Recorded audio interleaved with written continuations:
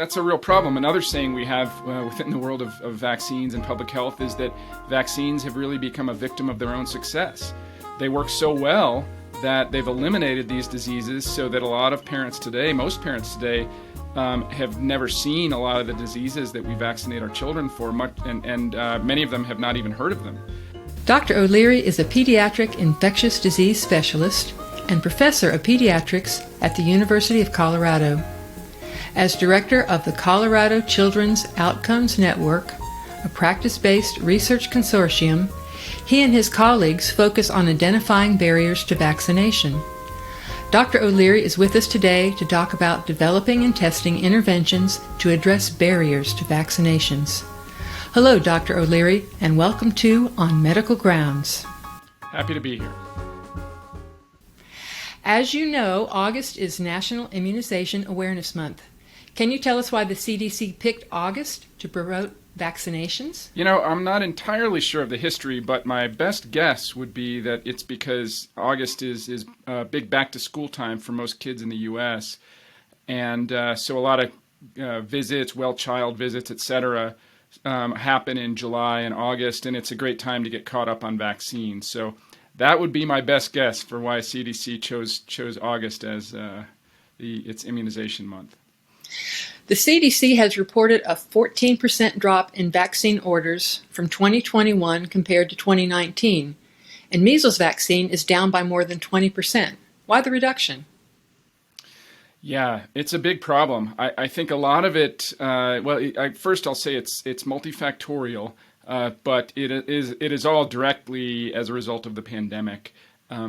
People going into the doctor less, doctors' offices having fewer appointments available because of staffing shortages, public health departments that normally would be giving vaccines, routine vaccines to children stretched really thin because of the pandemic and suspending vaccination services. So there are a lot of different reasons that we've seen this big drop in vaccination coverage. Many children miss their regular wellness checkup and recommended childhood vaccinations during the past 2 years. How do we catch up following these disruptions from the COVID-19 pandemic? Yeah, that's absolutely correct. So schools, the way one of the ways we've maintained such high vaccination coverage in the U.S. over the decades are school and child care requirements. And so there are certain vaccines that are required to enter school because we of course want to keep our children safe at school and keep vaccine-preventable diseases from spreading at school. And so the way that works is that when kids enroll in school at the beginning of the school year, someone at the school is supposed to check to see that they're up to date on their vaccines. And if they're not up to date, then they can be. It depends on the individual state in terms of how the laws work exactly. But in general, what happens is if they're not up to date on their vaccines, they are told you have a week or 2 weeks to go get your child caught up on vaccines. We need to see that record. And then if they're not caught up, they're actually excluded from school. And so there's a real incentive, of course, to get the kids caught up on their vaccines in that setting. I read an interesting quote in MedPage today. This is from William Schaffner. He's an MD at Vanderbilt University Medical Center in Nashville, Tennessee. He said, "It's the reverse of the old saying, it's gone but not forgotten. Polio is forgotten, but it's not gone. Have we forgotten the past and the serious consequences of certain diseases? What are some of the long-term effects of the preventable diseases like polio and mumps, diphtheria, and smallpox?"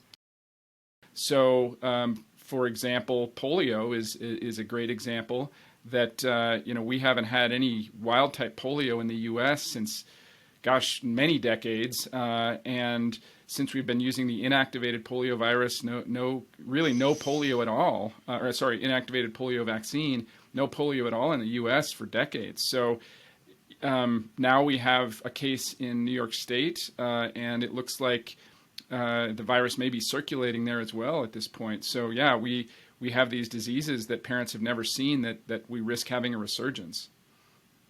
What are some of the long-term effects of polio? Well, polio what is an interesting virus. For many people, it is simply a mild infection where they don't really feel like they're very sick. But about 1 out of every 200 cases develops what's called paralytic polio. It's a very contagious virus, and so it can spread within communities, and many people may not know they have it, but they're spreading it.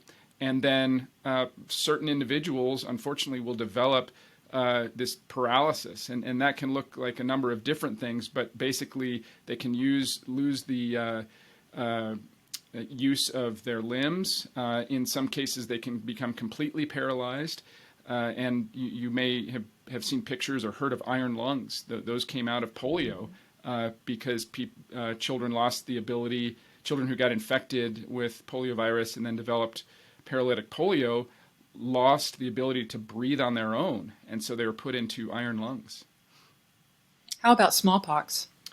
Well, smallpox, we did successfully eradicate smallpox in the 1970s. The last human case was I believe in 1978, thanks to a lot of effort and a very big global push on a vaccination campaign. And so there really is there's no circulating smallpox. There is the concern that it could be used as a bioweapon, so we maintain smallpox vaccine stockpiles here in the U.S. On the off chance that there is that is used as a bioweapon. But what we're seeing now, of course, is monkeypox, and monkeypox is somewhat related to smallpox. It's in the same family of viruses. And can look similar, although it is not as severe as smallpox, fortunately. Prior to the pandemic, were we seeing a downward trend in childhood vaccinations? So prior to the pandemic, actually, we were seeing vaccination coverage steadily go up. I think people hear a lot about vaccine hesitancy and vaccine refusal, but the fact is that the vast majority of parents in the U.S. vaccinate their children. We have rates north of 90% for most of the childhood vaccines, and we had seen those the percentages actually going up in the years leading up to the pandemic. And then, of course, we've seen this precipitous drop since the pandemic started. Let's talk about vaccination misinformation. Have the internet and social media been the major drivers? Just to be clear on the difference, misinformation is just information that's incorrect, that is spread unknowingly by people who think it's correct information. Disinformation is when people purposely spread misinformation. Now, there are lots of ways that can spread. It can spread in, of course, individual conversations. It can spread in the lay media, but of course, what we've seen over the last couple of decades is just an explosion of misinformation and disinformation spreading on social media. And so, yes, the internet has been a major driver of a lot of the misinformation and disinformation that's been spreading over the last couple of decades. As a nationwide trend, are there children who received their early shots but now aren't getting their boosters? Well, so yeah, just so your listeners are clear, there are kind of three periods we think of with childhood vaccination. There's kind of the infant or childhood series, which is between birth and about 18 months or so, and then there is what we call the kindergarten shots, where children are due at 4 to 6 years, and then there's a series of adolescent vaccines as well. And so we have seen a drop-off in some of those booster shots as a result of the pandemic, but I have not actually seen data suggesting that we have a big uptick, for example, in children who got all of their infant vaccines and now the parents are refusing their boosters. Certainly that happens, but I'm not aware of data suggesting that that's happening any more now than it was in the past. Tell me about the Colorado Children's Outcomes Network. Yeah, so the type of research I do could be generally classified into what's called health services research or outcomes research. And so the Colorado Children's Outcomes Network is a large network of pediatric primary care practices who have agreed to participate in research studies. And these are not generally the typical sort of clinical trials for medications or vaccines or things like that. Those certainly still happen and do happen sometimes in our network. But the type of research we do is really more about research that's relevant to the primary care provider on a day-to-day basis. And so a lot of the work that we do has to do with vaccines and vaccinations. So we work with our clinicians, we work with parents in the practices, in all of these pediatric practices across Colorado, to understand, what from the provider's perspective, what are they seeing in terms of barriers to vaccination from the parent, same thing from the parent's perspective. And then we work with the practices to develop interventions that hold promise for increasing vaccination uptake. And that's one example of some of the research that we do. So what are the major barriers that you're seeing in 2022? Well, a lot of the barriers that we saw as a result of the pandemic, of course, have to do with logistics, getting people into the clinic. A lot of clinics are short-staffed right now. So they, for example, it's one evidence-based strategy to increase vaccination coverage is to have nurse-only appointments or to have extended hours where parents can just drop in and get a vaccine. Most of the clinics that I work with at this point, and I think this is true in a lot of the country, they don't have the staff right now to be able to handle those types of things. So these sort of extra times where they would be giving vaccinations, they're not able to do that. So that's certainly a barrier. Other barriers, of course, vaccine hesitancy and refusal. We still see a lot of the same things we saw in 2022 that we've seen prior to the pandemic. Some parents have concerns about the safety of vaccines. Some parents, as we discussed, visibility of a lot of these diseases has really gone away because of the vaccine, how effective the vaccines are. And so a lot of parents don't feel like the vaccines are necessary. A lot of those things are still true. Now, of course, there is some concern that some of the political rhetoric that we've seen around COVID-19 vaccines, how we've seen somewhat of a partisan divide, unfortunately, with the COVID-19 pandemic, that some of that may spill over into childhood vaccines. I've heard some stories about parents to whom that's happened. But on the other hand, I've also heard stories on the other side of that coin, stories from pediatricians, for example, of parents who prior to the pandemic completely refused all vaccines, now are coming in and saying, you know what, I want to get my kids caught up on their vaccines. We really need these. You mentioned interventions. How do you measure their effectiveness? Yeah, that's a great question. So we typically, when we do a study, we have what are called the primary outcomes. And in most cases with vaccination studies, what we're looking at is actual vaccination coverage. And so most of the time what we'll do is that we do a lot of what are called cluster randomized trials, where we will recruit a bunch of practices to participate in intervention. Let's say we recruit 24 practices. And there are different ways of randomizing, but sort of the classic way would be to say half of these, so let's say 12 of them, will get an intervention, and the other half will just continue with usual care. And that intervention may be a communication training program. It may be a reminder program for families, something like that. And then what we'll do is measure the vaccination coverage of the children within those practices at baseline prior to when the intervention happens.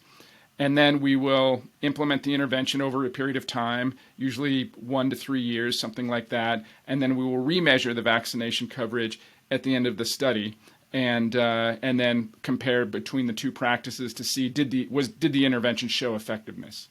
Now, I meant those are the primary outcomes. We also measure things, a lot of what we might call secondary outcomes, where we are looking at, how did the parents perceive the intervention? Was it acceptable to them? Was it simple to do the intervention within the clinic? Did it require a lot of extra time on the part of the providers?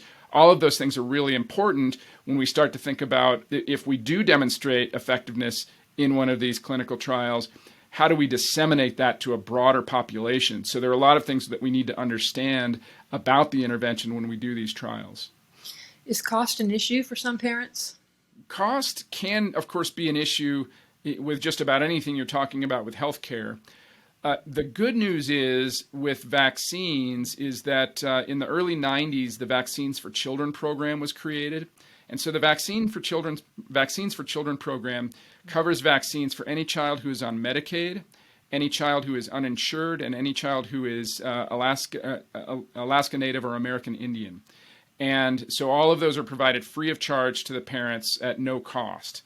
Now, one of the issues there, of course, is in some geographic locations within the U.S., it may require a lot of travel for a family to get to a place where they can receive a vaccine. So there are those types of barriers that aren't directly related necessarily to the cost of the vaccine, but can be, quote unquote, costly for the family to be able to do that. How can healthcare providers receive better access to these interventions? There was a study done quite a few years ago that looked at when an intervention is proven effective in medicine, how long does it take to get that intervention into general use? And what that study showed was that it took about 17 years for an intervention that was shown to be evidence-based to get into routine use and practice. And one of the goals of the research, the type of research that I do, is to really collapse that so that it gets down to essentially zero. We find an effective intervention and we roll it out to the general population. And so there are a lot of ways that can happen. One, of course, is staying up to date on the existing literature. That can be difficult for a busy provider. So things that we do to try and disseminate our interventions are a lot of times through professional societies. For example, through the American Academy of Pediatrics, we will host town halls. We will send messages by email, put messages, for example, in AAP News that a lot of the providers read. So we do our best to get those interventions rolled out as best we can. Also, of course, giving a lot of education at different academic meetings, those kinds of things to help get the word out on effective interventions. But I don't want to make this sound easy. It is a real challenge. But there are lots of ways that we try to get these effective interventions disseminated. Where can we find more information on the Colorado Children's Outcomes Network? If you were just to Google, for example, COCONet, COCONet, you could find more information about it. But then also just you can find some of the research we've done as well. By using, for providers who are familiar with searching the medical literature, a lot of our work is on PubMed. So does COCONet have an intervention which handles healthcare professionals who are opposed to vaccines or who are vaccine hesitant? Well, so that's a whole other discussion. Fortunately, the vast majority of clinicians understand the science and recognize the importance of vaccines and that the benefits far outweigh the risks. It does become a real problem when you do have someone like a healthcare professional who is in a trusted, is in a trusted role, really. Parents and patients really trust doctors and nurses above just about anybody else in society. So when we have one of these sort of fringe or rogue healthcare professionals who's, promoting misinformation, that's a real problem. And so there are, there are different ways. It really depends on the situation and how you do that. But I would say there haven't been studies on this, fortunately, because these providers are generally few and far between when you're talking about, for example, primary care physicians. The vast majority of primary care physicians stock and recommend vaccines according to the CDC and AAP recommended schedules. What were you hoping that I would ask you today? We haven't talked about COVID. I don't know if you want to go there. Go ahead. What we saw with the COVID-19 vaccines in terms of getting them developed in such a short period of time was nothing short of miraculous and really has saved millions of lives around the world. What we saw with the rollout here in the U.S. is, fortunately, the people that were at the highest risk got vaccinated in very high numbers. So our uptake in adults 65 and over is very, very high, well north of 90% for these vaccines. So again, saving hundreds of thousands of lives in the U.S. alone. As we go down in age group, though, the uptake has not been quite as robust. It's still quite high for 12 plus, but we're seeing less. Sorry, I'll let me silence that. What we're seeing in the younger ages under 12 is not as high of an uptake. So roughly 40% of kids 5 to 11 have been vaccinated with at least one dose. And the under 5 uptake as we're doing this recording, the vaccine has been approved at that age group for a few months now, and we're seeing pretty slow uptake there. Number of factors involved in terms of, some of it related to access issues, but a lot of it is that a lot of folks have moved on from the pandemic at this point and don't view it as a threat anymore, and they also don't view it as a threat for their children. The problem, though, is for someone who's completely unvaccinated, COVID-19 is still a threat. We know that getting infected with COVID and surviving does provide some protection, but that protection wanes, and we know that vaccination on top of that does provide more protection. The fact is that in children under age 5, COVID-19 in the last year is actually the number 4 cause of death. And so when you look at the other, say top 10 causes of death, it's things like motor vehicle accidents and drownings and childhood cancers. And if we had a simple, safe intervention that could prevent any one of those, right, we would jump at it. But unfortunately, fortunately we do have that with COVID-19 in the vaccine, but a lot of parents aren't getting it right now. So I think that's something that really a lot of parents should reconsider and check with their pediatrician or family doctor and get in to go ahead and get that vaccine. Dr. O'Leary, we appreciate your work with interventions and your goal to shout it from the rooftops that parents need to get their children vaccinated. Thank you so much for taking time from your busy schedule to talk with me. My pleasure. And thank you for listening to the On Medical Grounds podcast. We know your time is valuable. The resources that were referred to in this podcast can be found at onmedicalgrounds.com. Be sure to click the subscribe button to be alerted when we post new content.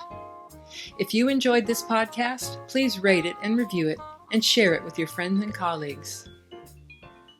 This podcast is protected by copyright and may be freely used without modification for educational purposes. To find more information or to inquire about commercial use, please visit our website on medicalgrounds.com.